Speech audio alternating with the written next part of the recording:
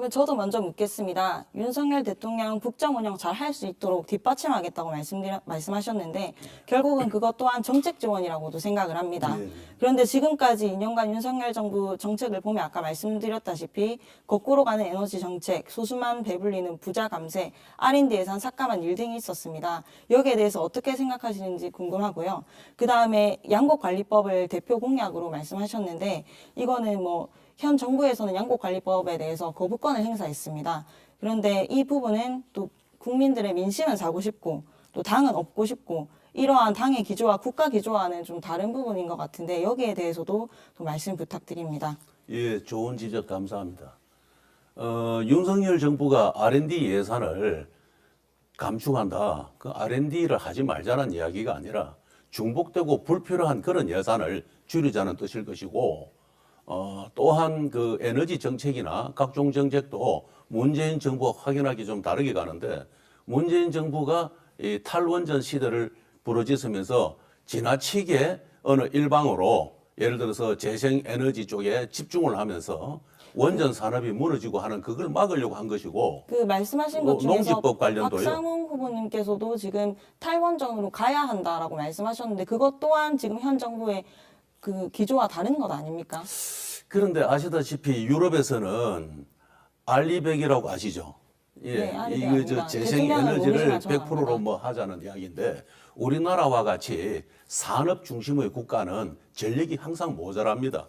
그렇기 때문에 재생에너지에만 의존할 수 있는 국가가 아니고 우리는 제조업이 중심이 된 나라이기 때문에 많은 전력이 소요됩니다. 그래서 원전은 어쩔 수 없는 그렇다고 원전이 환경을 해치는 당장의 상황은 아니기 때문에 그러면 후보님께서는 네. 탈원전을 해야 된다라고 주장하셨는데 그럼 지금 말씀하시는 걸 들어보니 원전은 꼭 필요하다는 말씀이신가요? 제가 탈원전을 위한 재생에너지도 중요하지만 탈원전이라는 그 자체가 원자력 자체를 갖다가 폐쇄시키거나 중단시키거나 중지를 시키기 위한 그런 목표는 아닙니다. 그렇기 때문에 현재 우리 한국 사회의 산업 환경을 고려할 때 원전과 재생에너지 이런 천연 에너지들을 다 균형 있게 가야 된다. 지금 현재 네, 우리 천연 알겠습니다. 에너지가 네. 재생에너지가 사실상 우리나라의 전력의 10% 정도밖에 안 됩니다. 어떤 상황에 따라서는 30%까지 비중을 차지할 때도 있지만 대체적으로는 그런데 이거를 저는 생각할 때 한 20% 이상까지는 이 재생에너지 특히 뭐 태양에너지라든지 이걸 다 올려주는 건 좋은데 현재 한국의 확대돼가는 전력 수요량을 생각해 볼 때는 원전에 대해서는 더 이상 이를 감축하거나 어떤 그 제한을 하거나 중지하려는 네, 이런 알겠습니다. 계획은 수급해야 제가 된다. 처음에 질문 예. 드린 거는 일단 예. 양곡관리법에 대해서 먼저 말씀을 드렸고 그리고 일단 자꾸 말장난을 하시는데 정도 내주시면 지금 탈원전으로 가는 게 아니고 균형적으로 가야 된다 이 오케이, 예, 말씀이신가요? 예, 그렇습니다. 말장난 아닙니다. 잘 이해해 주시기 바랍니다. 양곡 그리고 관리. 양곡법도 사실은 이제 우리가 형편을 잘 아시겠지만은 200평이 논 한 마직입니다. 10마직이지면은 논이 2,000평입니다. 그런데 1년 동안 벼농사를 짓는 경우를 보면은 비용을 다 제하고 나면은요. 실제로 400만 원 정도밖에 수익이 남지 않습니다.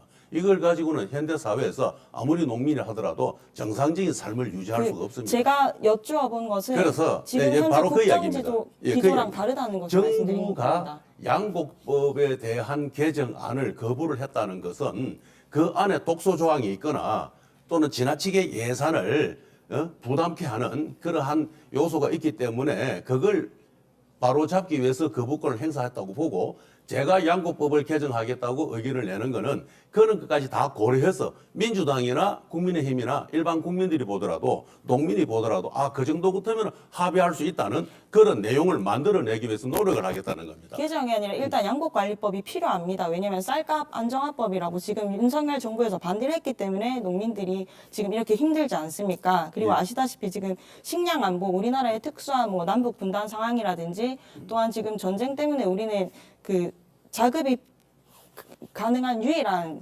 그 작물입니다. 예, 이러한 맞습니다. 등등한 사정을 고려했을 때 예. 이거는 꼭 통과시켰었어야 했는데 지금 현 정부에서 이걸 거부를 했고 지금 그 당의 공천을 받고 국가 기조를 지원하겠다고 하시는 분의 말씀으로는 조금 어불성설인 것 같습니다. 아, 그래요? 네. 하여튼 양곡법은 손을 봐야 합니다. 그래서 그 역할을 제가 네, 안 가지고 알겠습니다. 다음 정부를 질문. 설득해서라도 대통령을 설득해서라도 저는 이 문제를 추진해 나갈 겁니다. 네, 다음 질문 드리겠습니다. 네. 그리고 밀양에 국가 공기업 5개 이전 네. 공약을 거셨는데 어떤 기업인지 좀 말씀드리고 어떻게 유치할 것인지까지도 좀 부탁드립니다. 지금 아시다시피 김천, 나주, 진주, 원주 등 주요 혁신 도시에 이미 평균 15개 이상 곱하기 6, 7 하면 많이 내려갔죠. 그런 주요 공기업들이 1차적으로 내려갔는데 아직도 수도권에 머물고 있는 공기업들이 한 3, 400개가 있고 그중에 한 어떤 130개가 공기업인지 이름을 좀 말씀 부탁드립니다. 다양하게 있습니다. 제가 지금 현재 이 밀양 지역에 유치하려고 하는 공기업은 지금 현재 제가 후보자 신분에서 어디를 유치하려고 한다고 하면은 그 거기까지는 공기업이 정확하게 동료를 하기 지금 때문에 아니 현실성이 없다는 것 아닙니까? 아니 그렇게 네. 보시면 안 됩니다. 그걸 공개를 하면은 그 해당 공기업의 직원들이 동료를 합니다. 그렇기 때문에 시작해도 전에 반발이 일어나서 큰 문제가 발생합니다. 그걸 조용히 효율적으로 처리하기 위해서는 어디다라는 이야기를 절대 할 수가 없습니다. 조금만 기다려 주세요. 네. 그럼 제가 한 가지 여쭤보겠습니다. 그 2년 전에 도의원 출마를 했을 때와 지금 현재 국회의원에 도전하는 지금 입장에서는 어떤 경륜과 경험이 더 쌓여져 그런 큰 일을 감당할 수 있다고 생각하고 출마를 결심하셨는지, 그리고 젊은 패기와 열정은 저도 존중하고 귀한 자산이라고 보는데 혹시 그런 것만을 내세워서는 이 대한민국의 요즘 아주 복잡하고 이해관계가 많이 얽혀있는 이런 새로운 시대에 이걸 조율하고 합리적인 대안을 마련하고 서로 이 합의를 유도하고 국민적 정서를 이끌어내는 그런 일들을 하기에는 너무 좀 젊지 않느냐. 왜 이 젊으면 괜찮은데 그런 일들을 도출해내기 위해서는 인간적인 고뇌도 필요하고 많은 삶의 경험과 경륜도 필요하거든요. 그런 점에 대해서는 어떻게 생각하십니까? 네, 그럼 제가 먼저 답변 드리겠습니다. 예. 제가 나이가 어리다는 이유로 제 정치적인 능력을 검증받지 못한다면 말씀하신 것처럼 이 사회를 책임지고 주체적으로 살아가야 할 이 대한민국에 저는 미래가 없다고 생각합니다. 저희가 앞으로 주체가 되어서 살아가야 하는데 그게 말씀하신 부분이 업무 능력을 말씀하시는 건지 아니면 지금 윤석열 검찰 독재 정권에서 이야기하는 상명하복의 위계질서를 말씀하시는 건지 아니면 후보님처럼 좀 모아놓은 돈이 많아야 하는 건지는 모르겠습니다만 저는 평범한 가정에서 태어나서 모아놓은 돈은 없습니다. 그리고 상명하복의 위계질서를 말하는 것이라면 저는 질서는 지키지만 잘못된 거는 잘못됐다라고 이야기할 용기는 있습니다. 예, 또한, 좋습니다. 네, 예, 답 좀 합시다. 예. 네, 그리고 제가 작년에 그 질문하신 거에 대한 핵심적인 이야기를 제가 아직 말씀을 못 드린 것 같아서 예. 제가 갑자기 출마한 것은 아니고요. 작년에 보궐선거에 출마하기 이전에도 계속 지속적으로 정당 생활을 해왔고 기후에도 하루도 쉬지 않고 저는 그 당의 당직자로 일하면서 또 경남에 있는 15만 당원들의 목소리를 대변해왔고 지역의 사무국장과 지역위원장을 맡으면서 우리 밀양, 의령, 함안, 창녕의 시군민들의 민의를 담고 목소리를 계속 내어왔습니다. 저는 능력을 충분히 검증받았다고 생각을 하고 이 자리에 섰습니다. 그리고 작년에는 낙선했지만 저는 지속적으로 어떠한 그 활동을 하면서 사회를 바꾸고 싶어서 나왔지 무엇인가 되고 싶지는 않습니다. 전 작년에도 그 기회가 와서 잡은 것이고 이번에도 또한 제가 사회를 바꿀 수 있는 기회가 주어졌기 때문에 그 기회를 잡았습니다. 저는 만약에 대통령이 되는 기회가 와서 제가 사회를 바꿀 수 있다 그러면 저는 대통령에도 출마할 의향이 있습니다. 무엇이 되고자 하는 것이 아니라 사회를 바꾸고 싶기 때문입니다. 저도 30년 전에 우수영 후보님과 같은 그런 마음으로 이 정치 일선에 뛰어든 바가 있습니다. 제가 당시에 많은 반복된 실패 속에서도 오랫동안 참고 기다린 것은 이제 그 사이에 우리가 숙성되고 경험과 경륜을 쌓고 또 많은 사람들의 의견도 듣고 조율할 수 있는 그러한 이 세월이 다소간은 필요하지 않느냐. 예를 들어서 이 맥주도 숙성을 시켜야 되고 모든 것도 인간은 숙성이 돼야 되는데 그때 제가 너무 젊은 날 저 스스로가 많이 숙성되지 못한 상태로 열정만 갖고 나선 게 아니냐 이런 생각도 간혹 해봅니다.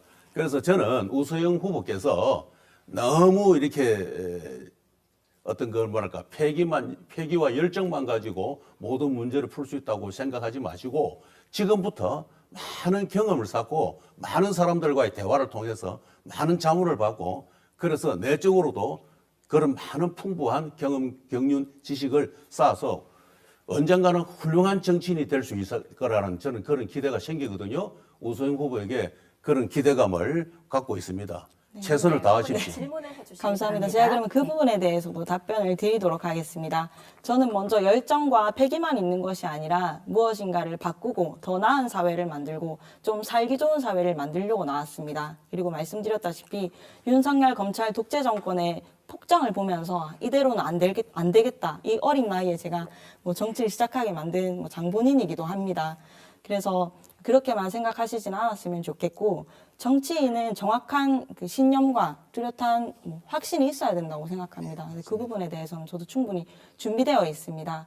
저도 박상훈 후보님께서 그렇게 이제 아침 라디오 인터뷰에서 그렇게 말씀하신 거를 들었는데 아, 예. 네, 경륜과 힘이라고 표현하시면서 그때 당시에 뭐 인맥이라든지 아니면 네트워킹이 잘 되어 있다라는 것이 후보님의 장점이라고 말씀하셨습니다. 그런데 후보님께서 지금 말씀하시는 경륜과 힘이 전 어떻게 보면 지금 이 지역에서 보궐선거가 만연하고 이권 개입이 만연한 학연, 지연, 혈연 없어져야 하는 것이라고 저는 생각합니다. 맞습니다. 예. 누군가와 잘 알고 인맥이 있기 때문에 여의도에 들어가서 정치를 하는 것이 아니라 국민을 위해 국민에게 어떤 것이 필요한지를 잘 듣고 그것을 정말 거기에 대한 열정과 패기를 가지고 정확한 신념을 가지고 어떠한 일이 있어도 그걸 해결해내겠다는 의지를 가지는 것이야말로 나이를 떠나서 가져야 할 자질이 아닐까 하고 생각합니다. 예, 맞습니다.